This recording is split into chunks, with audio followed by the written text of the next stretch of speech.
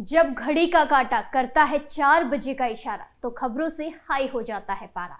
क्योंकि 4 बजे हम चक्रव्यूह के साथ आपके सामने पेश होते हैं और 4 ऐसे लोगों को चक्रव्यूह के चक्र में फंसाते हैं जिनकी पोल पट्टी सुनकर हर कोई हैरान हो जाए। नमस्कार, कैपिटल टीवी में आपका स्वागत है और मैं आपके साथ प्रिया बिस्ट। आज चक्रव्यूह के चक्र में फंसे हैं सपा प्रमुख अखिलेश यादव, माफिया अतीक का एक करीबी, 6 ईरानी नागरिक और हिस्ट्री शीटर मुन्ना यादव। इन सभी का सारा काला चिट्ठा आपके सामने खोलते हैं और एक एक करके बताते हैं इन सभी की करतूतें। अखिलेश यादव के अतरंगी बयान, अतीक के परिवार को एक और झटका, 6 घुसपैठियों को पुलिस ने दबोचा, हिस्ट्री शीटर को सताया एनकाउंटर का डर। पहली खबर की शुरुआत सपा प्रमुख के अतरंगी बयान के साथ। लोकसभा चुनाव में अपनी ताल ठोकने के लिए इस समय यूपी में राजनीतिक पार्टियों में आरोप प्रत्यारोप का दौर देखने को मिल रहा है। खास तौर पर सपा प्रमुख अखिलेश यादव हर मौके पर बीजेपी को घेरते हुए नजर आ रहे हैं। इसी बीच एक बार फिर से अखिलेश यादव ने अपनी भड़ास निकालने के लिए सत्ता पक्ष यानी कि बीजेपी पर आरोप लगाया।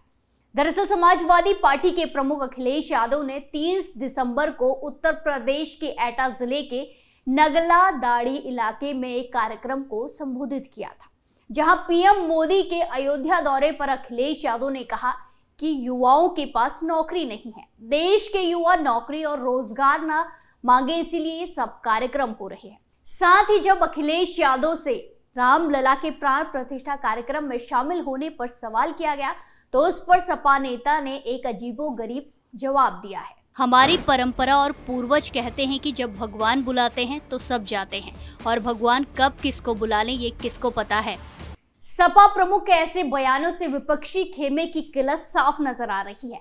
एक तरफ पूरा देश शुभ घड़ी का इंतजार कर रहा है तो वहीं दूसरी तरफ विपक्षी नेता इस आयोजन को लेकर जिस तरह के बयान दे रहे हैं उससे विपक्षी खेमे का असमंजस दुविधा साफ नजर आती है।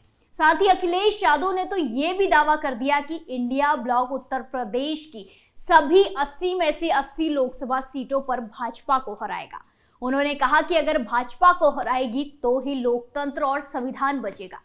आपको बता दें कि ये वही अखिलेश यादव है जिनके यूपी में 2019 के लोकसभा चुनाव में सिर्फ 5 ही सांसद चुनाव जीते थे और आज वो यूपी में बीजेपी को 80 में से 80 सीटों में हराने की बात कर रहे हैं, जबकि बीजेपी ने 2019 के चुनाव में 80 में से 62 सीटों पर कब्जा जमाया था। दूसरी खबर में योगी सरकार के लगातार हो रहे एक्शन पर नजर डालते हैं, जहां माफिया अतीक अहमद के करीबियों पर प्रयागराज पुलिस का शिकंजा लगातार कसता ही जा रहा है। अतीक अहमद के भाई अशरफ के साले जैद मास्टर के खिलाफ एक और एफआईआर दर्ज हुई है। कॉलेज के अटेंडेंस रजिस्टर पर फर्जी तरीके से दस्तखत कराने के मामले में ये एफआईआर दर्ज हुई है। मिली जानकारी के मुताबिक जैद मास्टर प्रयागराज के ही एमआर शेरवानी इंटर कॉलेज में इतिहास विषय के प्रवक्ता के पद पर कार्यरत है। कॉलेज के प्राचार्य मोहम्मद याकूब ने शहर के पूरा मुफ्ती थाने में उसके खिलाफ केस दर्ज कराया है। एफआईआर के मुताबिक बहन जैनब फातिमा और अन्य के साथ मिलकर वक्फ बोर्ड की प्रॉपर्टी हड़पने के मामले में दर्ज मुकदमे से पहले भी जैद मास्टर कॉलेज नहीं आता था और किसी से अटेंडेंस रजिस्टर में अपने फर्जी दस्तखत कराता था। कॉलेज के प्राचार्य मोहम्मद याकूब की शिकायत पर पूरा मुफ्ती थाने पुलिस ने जैद मास्टर के खिलाफ आईपीसी की धारा 419 और 420 के तहत मुकदमा दर्ज किया है। 18 नवंबर को भी जैद मास्टर और उसकी बहन जैनब के साथ साथ कई अन्य लोगों के खिलाफ वक्फ प्रॉपर्टी हड़पने के मामले में केस दर्ज हुआ था। पूरा मुफ्ती का रहने वाला अशरफ का साला जैद 7 भाइयों में से बड़ा है। वो उमेश पाल हत्याकांड से फरार चल रहा है।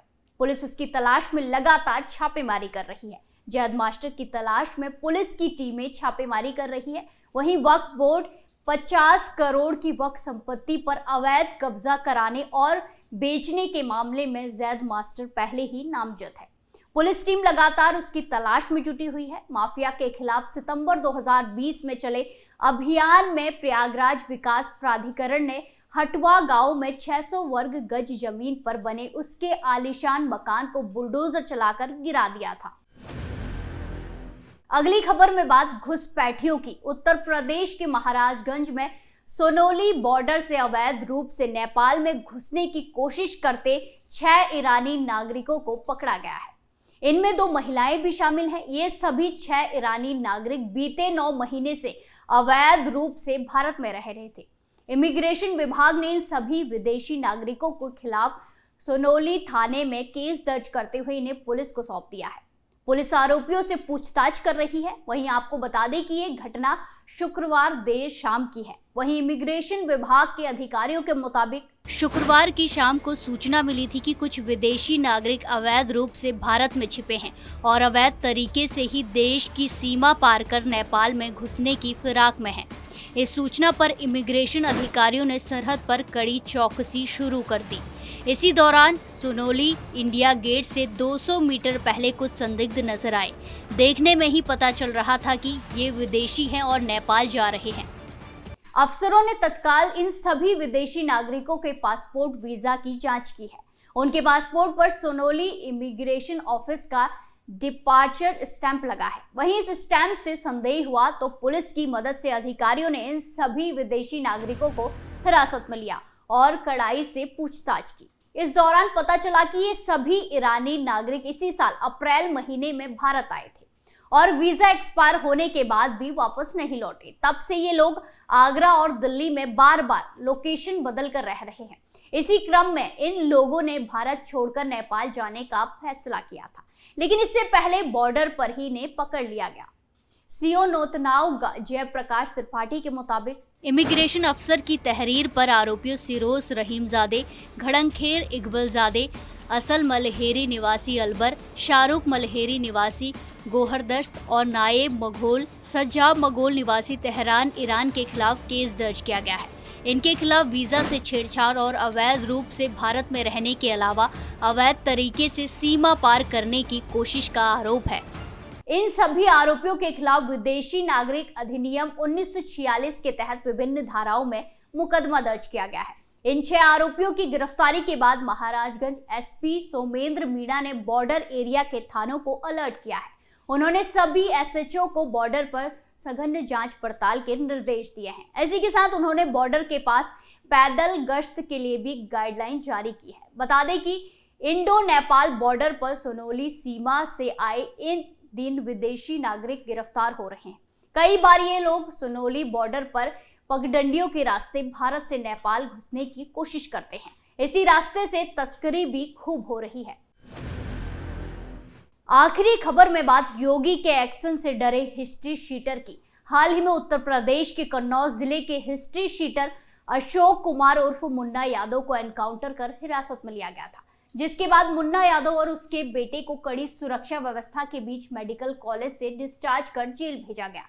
अस्पताल से बाहर निकलते समय मुन्ना यादव रहम की भीख मांग रहा था। वो अपने बच्चों के पालने की बात कर रहा था। अपराधी के चेहरे पर साफ साफ डर दिखाई दे रहा था।